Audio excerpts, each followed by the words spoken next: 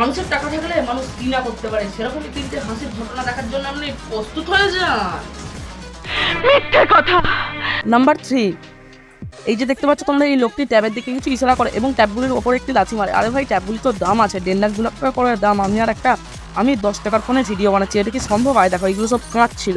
আর 2 নম্বরটি দেখো, 2 নম্বর থেকে তোমার মাথা ঘুরবে। 2 নম্বরটি হলো, এই যে ছেলেটি এখানে একটি বল দিয়ে মূর্তির উপরে মারে, এবং মূর্তিটি খানিকক্ষণের মধ্যে ভেঙে টুকরো টুকরো হয়ে যায়। আরে ভাই, এডিটের কি দিন এলো, এরকম করে এডিট করা যাচ্ছে। 1 নম্বর হলো, এই যে ছেলেটি রাস্তায় দাঁড়িয়ে ফোন ঘাটছিল, কিন্তু একটি লোক গাড়িতে করে এসে ফোনটিকে ফেলে দেয়। তখনই ছেলেটি বলে, এই তুমি কে?